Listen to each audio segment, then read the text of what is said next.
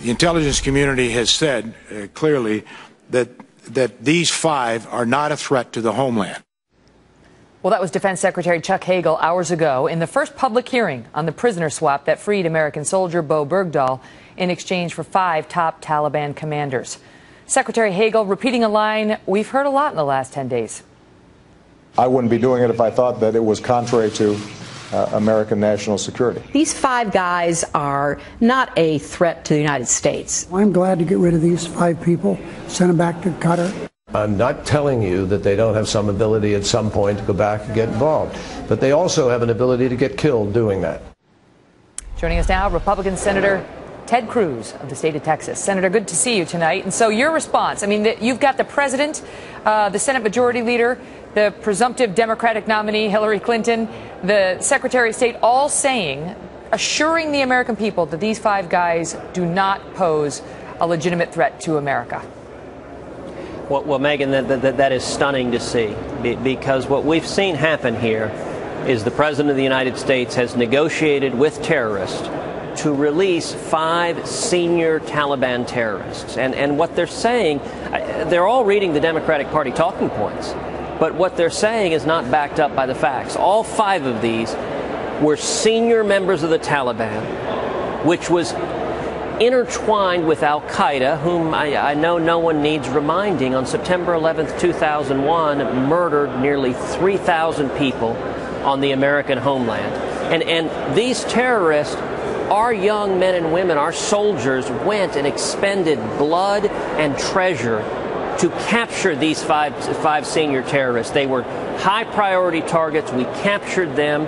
And by releasing them, you know, the president made one very candid admission when he was asked. He said it was, quote, absolutely possible that these 5 senior terrorists would return to actively waging war against America. We're still fighting the war. The Taliban today is fighting against the men and women of our military, trying to kill Americans today. But possible isn't the same thing as probable. And what Hagel said today, what Secretary Hagel said today, was that there was complete unanimity on this decision among the Secretary of State, the Attorney General, the Department of Homeland Security Chief, the Director of National Intelligence, Clapper, who, by the way, a few years ago said we all know what's going to happen if we release these guys, and he didn't mean rainbows and unicorns, and the Chairman of the Joint Chiefs of Staff. Now, if the Chairman of the Joint Chiefs is telling the President, don't worry about it, and you're the president, why wouldn't you listen to all those people?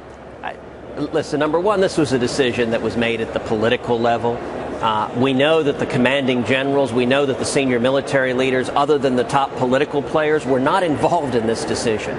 And, you know, if you want to know the reaction, look to the reaction of the Taliban. Senior Taliban leaders have been quoted saying that this release is a huge victory for the Taliban. It's the equivalent of 10,000 new Taliban soldiers arriving to fight against America. And indeed, senior Taliban commanders have also said that this now gives them an enormous incentive to go and capture other American soldiers, because it's, as this Taliban commander said, it demonstrates the value to such a, quote, rare bird as a soldier that you can trade for senior terrorists. What about who is responsible? Because originally the president rolled out the news in the Rose Garden with Bo Bergdahl's parents. And then we heard that when lawmakers such as yourself got briefed on Capitol Hill, the deputy national security advisor refused to say that the president made this decision, would not go that far, despite being repeatedly pressed. He would only put it on Hagel. Then when Secretary Hagel testified, he said it was the president. The president seems to have acknowledged implicitly that he made this decision. So why is the deputy national security advisor trying to spin lawmakers that it was Mr. Hagel?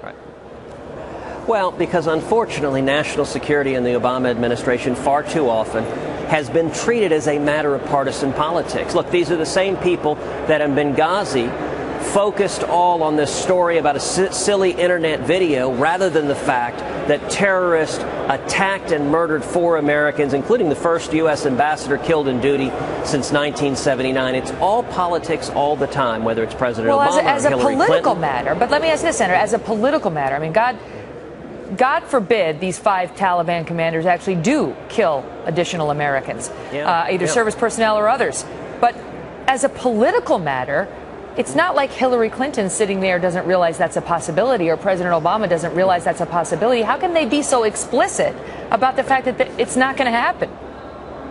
Well, the White House has a pattern, which is when it engages in action, particularly extreme action, it prepares its people with talking points to vilify anyone who disagrees. So it was obvious when the president held the ceremony at the White House with the parents of Sergeant Bergdahl, and it was a moving ceremony. I mean, it was any time you see the parents of a soldier who's been held in captivity welcoming their child back, your heart leaps for them. And I think the White House believed that they could embrace that moment, and that anyone who raised concerns about these senior terrorists being released, they would just vilify as, you don't care about our soldiers.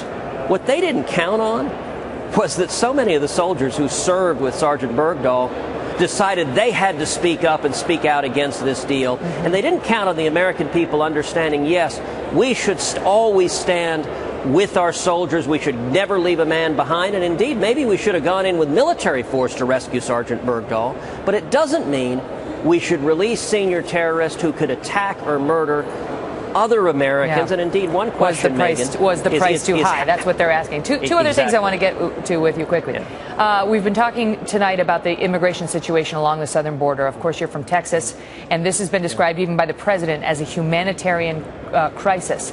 Darrell Issa today came out and suggested that children may die. They may die as a result of this influx that we're seeing and we cannot handle.